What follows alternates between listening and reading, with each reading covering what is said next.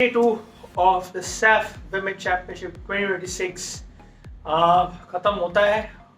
भूटान जीतती है 4-0 से श्रीलंका को। और दूसरा मैच के बारे में तो वही बहुत इंटरेस्टिंग हो चुका है। बांग्लादेश 4-2 से मालदीव्स को हराता है और आपको लगता है कि मालदीव्स कुछ लगभग करने वाली थी ऐसे चमत्कार, but anyways Bangladesh, defending champions, they know how to come back and they came back strongly as soon as they scored another 2 goals. They get 4-2 victory. उसके बारे में बात करेंगे. Everything on Football Church.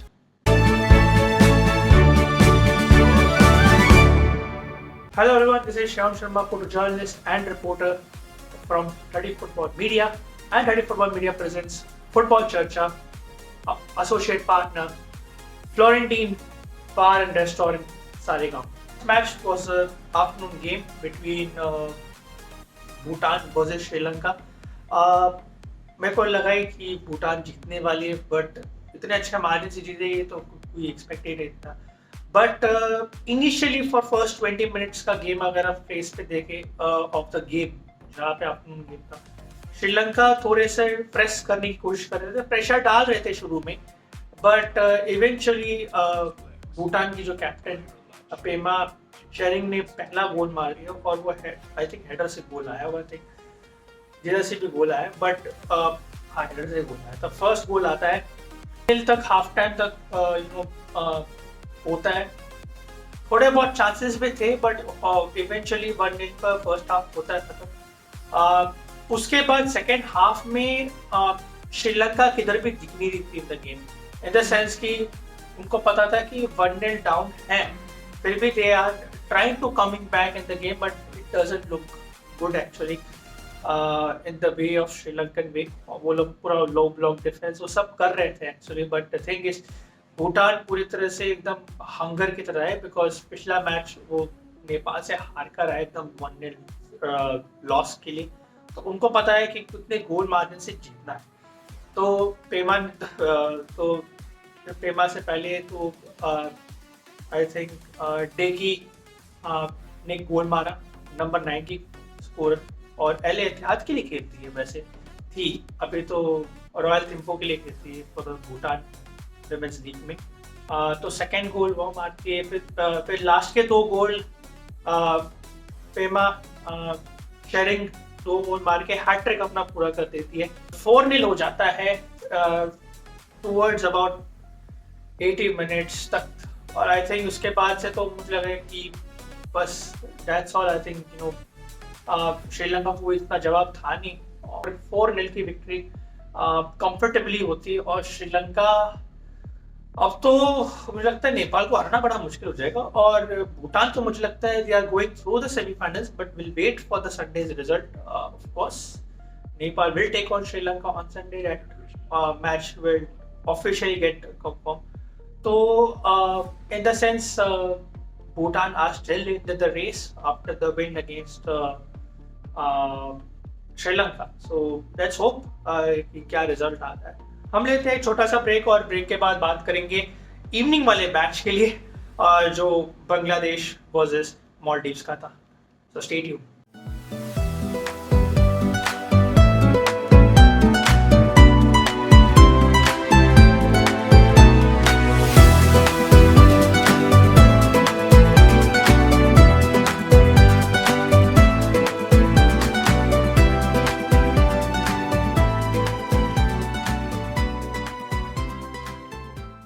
वो तो आफ्टरनून मैच था, but evening में क्या हो तो थोड़ा मज़ा ही आ गया एक्चुअली।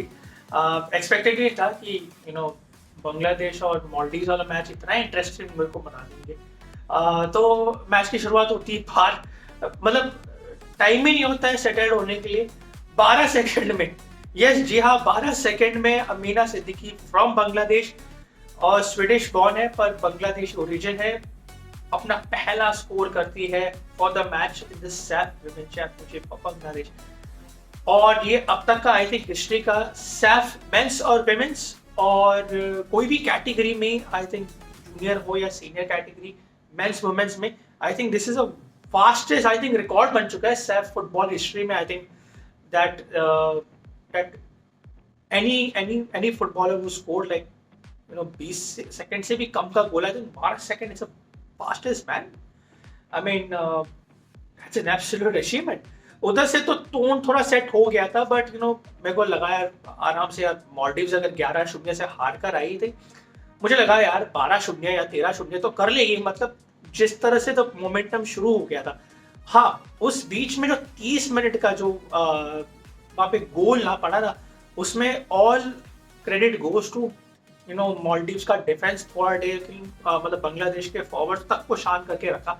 चांसेस थे जो बांग्लादेश के पास थे, बट पूरी तरह से लो ब्लॉक, हाई ब्लॉक डिफेंस, वो सारी चीजें कर रहे थे जो एक्सपेक्टेड था from Maldives point of view.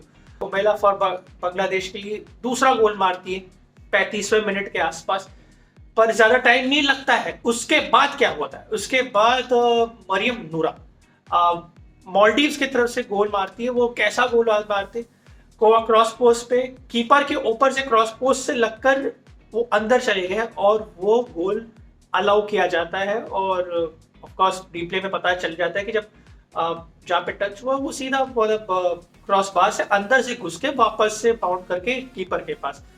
मुझे लगा कुछ तो प्रॉब्लम हुआ, बट गोल तो हुआ. तो और 2-1 हो जाता है. और हाफ टाइम के स्कोर में ऐसा लगता है कि थोड़ा सा कंसंट्रेशन लैप्स हुआ है. सेकेंड हाफ आता है और मालदीव्स, अमीनात फजीला मालदीव्स इक्वलाइजर मार देती 57 मिनट में आउट ऑफ नोवेयर.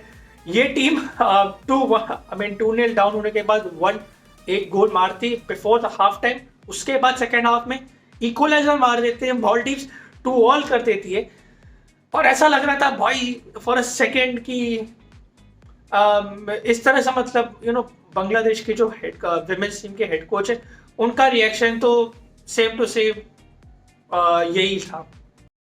थोड़ा देर के लिए वहां पे गोटी मुंह में था. टेंशन में थे कि कहीं इतना बड़ा अपसेट कुछ ना हो जाए भाई, कहीं कि ये पॉइंट्स ड्रॉप कर दिया या हार गए, ये सारी चीजें चल रही थी दिमाग में. पर nevertheless at the and I think 70 से 90 मिनट का जो गेम और जो स्टॉपेज टाइम का टीम था, बांग्लादेश ने पूरी तरह डिफेंड मतलब पूरी तरह से अटैक में किया.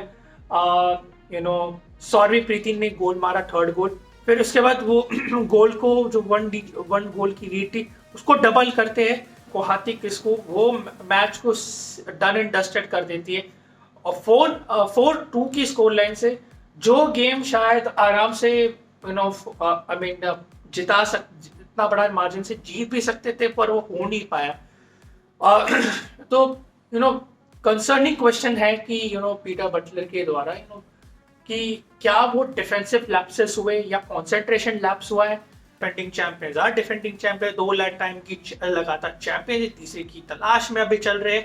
और विक्ट्री मिल गई है for the Bangladesh side. And Maldives के लिए तो मैं बहुत डिसअपॉइंट रहेगा, बहुत अपसेट है. ऑफ कोर्स बहुत ही डिसअपॉइंट कैंपेन भी हो सकता है, बट द थिंग इज कि दे ऑलमोस्ट कम बैक करने वाले थे. They given their everything. तो Maldives are eliminated from this tournament. 2 match खेल के 2 मैच हारे, एलिमिनेट हो गए.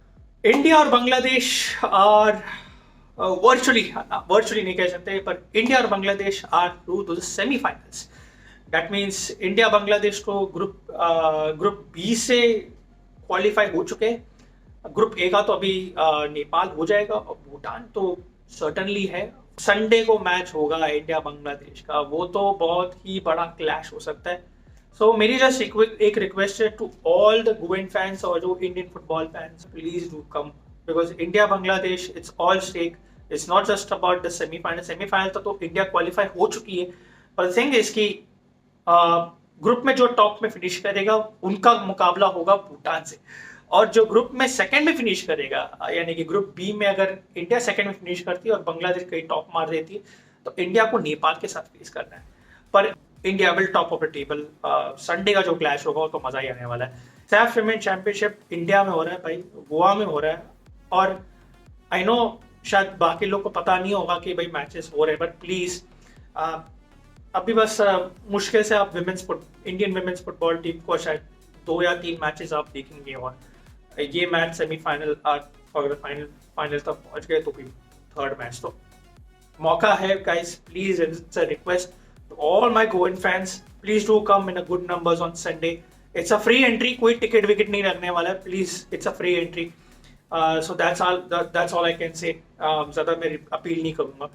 But if you're watching for the first time, please like करो इस वीडियो को, शेयर करो, सब्सक्राइब करो और नोटिफिकेशन की घंटी जरूर बजा दो. Tap the bell icon so you get to know the new videos coming on when. So if you are new in this channel, please do subscribe the channel so we can grow together, not only just for the football but for this channel. So I hope you do well and take care, and we'll see you on the next video.